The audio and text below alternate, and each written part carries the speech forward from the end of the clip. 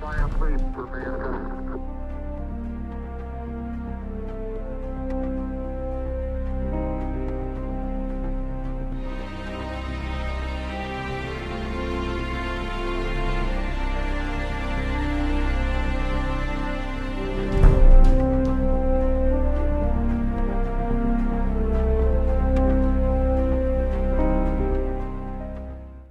Viestejä Rauni-Leenalta. Ensimmäinen viesti. 9. heinäkuuta 2024.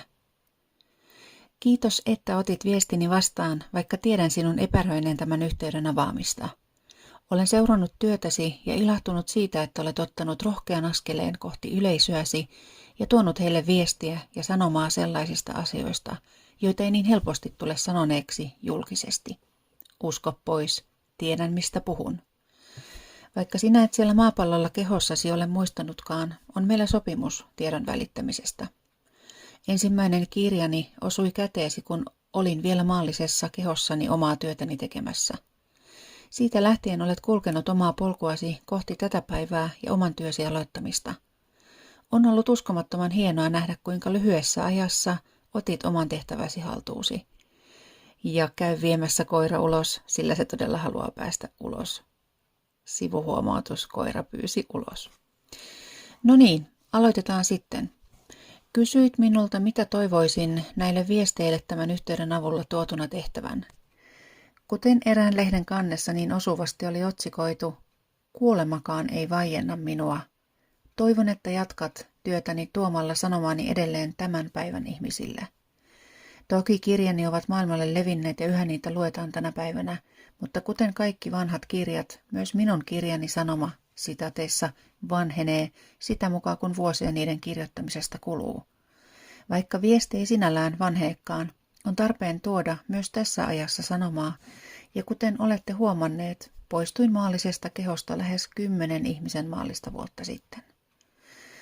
Aika on muuttunut paljon teknisemmäksi ja tiede menee eteenpäin, mutta se mikä ei tunnu muuttuvan, on ihmisen tarve saada todistusaineistoa kaikelle kuulemalleen ja näkemälleen. Tein pitkän uran alalla ja ehdin tavata huippuyliopistojen tutkijoita, puolustusvoimien edustajia niin Suomessa kuin ulkomailla, UFO-tutkijoita niin ikään myös kansainvälisissä konferensseissa, ja he todella edustivat kaikki alansa huippuosaamista ja tietoa siihen aikaan. Ja silti sanomaani ei otettu todesta, kuin niissä piireissä, joissa jo muutenkin uskottiin paranormaaleihin ilmiöihin ja ufoihin. Tänä päivänä alkaa olla jo helpompi ilmaista sellaistakin tietoa, joka tulee kanavoituna, kuten sinä olet tehnyt, eikä sitä automaattisesti arvostella huuhaaksi. Kuolemastani liikkui monenlaisia huhuja, eikä sitä varmastikaan hillinnyt viimeisiä aikojani leimannut julkituomani epäilys siitä, että minua saatetaan tietojeni takia haluta vahingoittaa. Ihmismielellä on myös se puoli, että se helposti vahvistaa omia epäilyjään, mikäli ei saa vastakkaista todistetta siitä, ettei asia olisi niin. Näin saattoi käydä myös minulle. Olin tutkinut paljon siruttamista ja mielen kontrolloimista, joka oli jokapäiväistä arkea Yhdysvaltain tiedustelupalvelun ja puolustusvoimien käytössä, ja siitä oltiin hyvinkin tietoisia kyllä. Sillä maailmassa seurattiin silloin ja seurataan nyt niitä, jotka tuovat tietoa, joka on luokiteltu salaiseksi näiden toimijoiden omissa hierarkioissa. Tänä päivänä ei ehkä enää niin hanakasti lähdetä eliminoimaan keskitason tekijöitä, jonkin verran korkean profiilin ilmiantajia ja tiedontuojia kyllä. Kuoleman oli kuitenkin sielun sopimukseen kirjoitettu ennalta ja sillä tavalla, kuin se lopulta tapahtui. Jokaisen keho, sitaateissa, kuolee fyysisestä maailmasta lopulta. Mutta kuten voimallisin sanomani kuului silloin ja kuuluu yhä, kuolemaa ei ole. Olenhan minäkin täällä edelleen teille puhumassa. Moni epäilijä saa tietysti tällaisista aina aihetta arvostella ja epäillä, kuten aina kautta aikojen on tapahtunut. Kuitenkin selvänäköisiä ihmisiä, medioita, parantajia ja kanavoitsijoita on ollut olemassa kautta aikojen ihmiskunnan historiassa. Eikä se ole mikään erityinen salaisuus, että tietoa voidaan saada eri dimensioilta. Tämä on tänä päivänä vain kiihtynyt ja se on yksistään hyvä asia, vaikka uskonnolliset piirit sitä yrittävätkin demonisoida. Minulla on nyt erinomainen aitiopaikka kertoa siitä, mitä maapallolla tällä hetkellä tapahtuu, liittyen siihen, mistä sinäkin olet kertonut Galaktisen federaation välittämänä. Tilanne on tällä hetkellä erityisen herkkä ja positiivisten ja negatiivisten voimien tasapainottelu on herkässä vaiheessa ja tämä näkyy monenlaisina tapahtumina maapallolla ja sen välittömässä ympäristössä.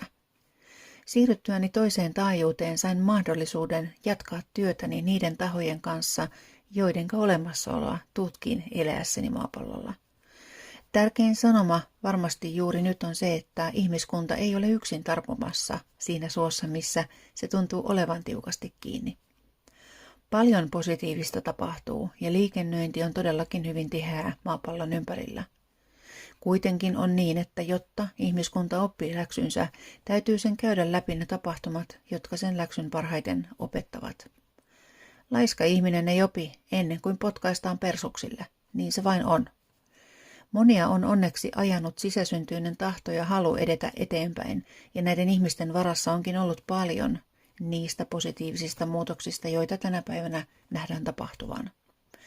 Nyt tarvitaan paljon niitä, jotka uskaltavat tulla rohkeasti esiin kertomaan tiedossaan olevia asioita, sittenkin vaikka niille ei olisikaan todistenippua tieteellisiä tutkimuksia tai muuta soopaa, jota kansa vaatii kaikille ja joka paikassa.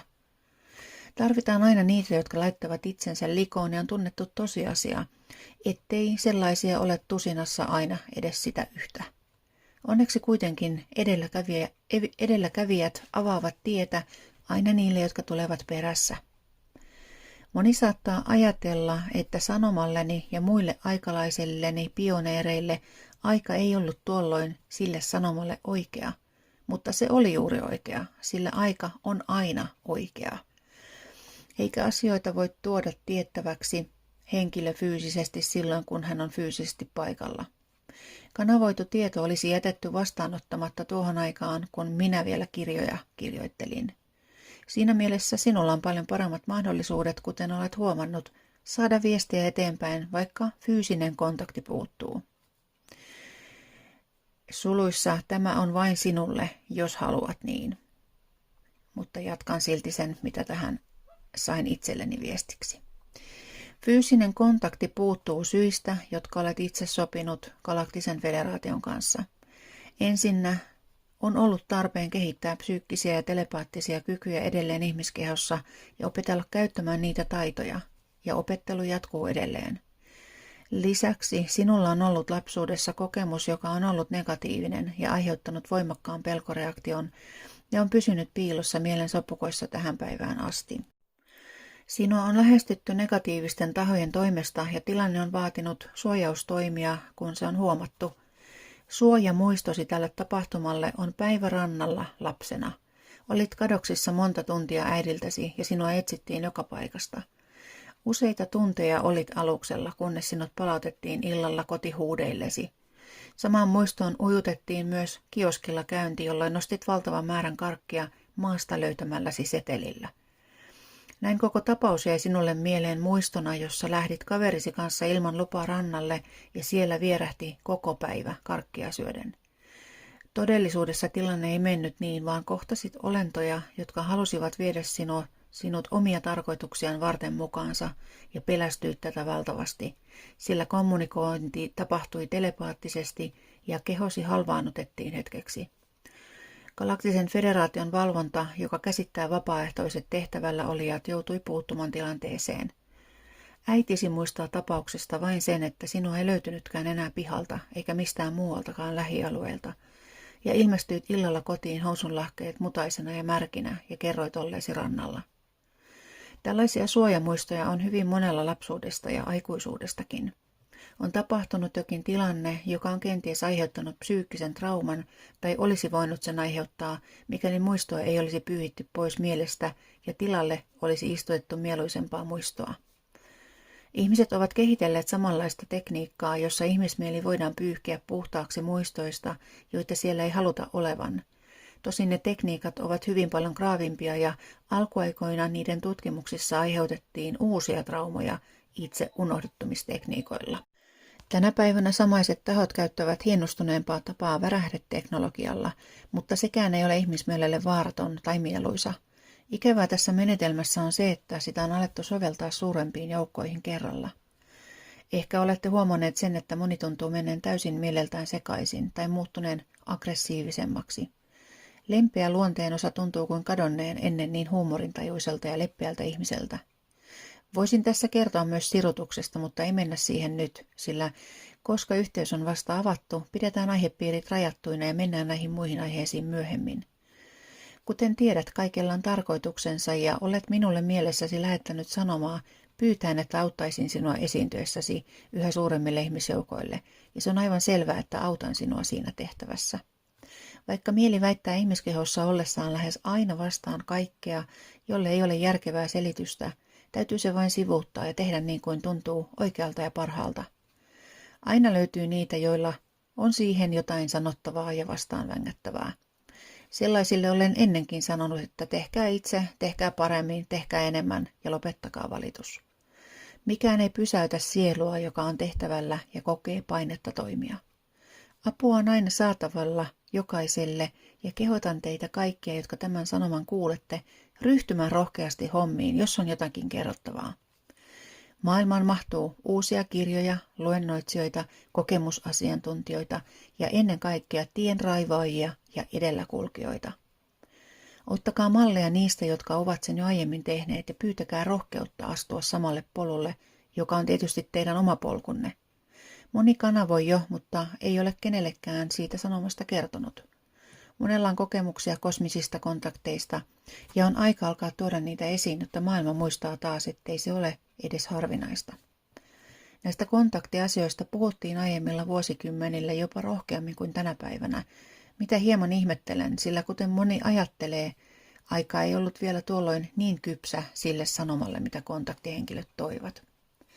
Toisaalta taas maailma ja galaktinen auttamisjärjestelmä on myös kehittynyt toisen maailmansodan jälkeen, ja tehtävälle on koulutettu paremmin sittemmin maapallolle syntyneitä, ja negatiivisten rotujen väliintuloja on eliminoitu niin, ettei niitä juurikaan enää tapahdu, kuten aiemmin seppauskokemuksia syntyi. Summa summarum, olen todella iloinen tästä mahdollisuudesta ja yhteistyöstä, ja tiedän sinulla olevan riittävästi rohkeutta mahdollisesti arvostelustakin huolimatta tuoda viestiä galaktisten tahojen lisäksi myös edesmenneiltä, kuten minulta. Ei ole sattumaa, että osoit ultrapäiville luennoimaan lauantai-iltapäivänä, ja sinulla oli sali täynnä kuulijoita. Ei ole myöskään sattumaa, että lehtipino oli sinua odottamassa. Se oli vastaus sinulle siihen pyyntöösi, jonka minulle esitit. Aika on nyt kypsä ja olet siihenkin valmis, joten annetaan mennä. Roni.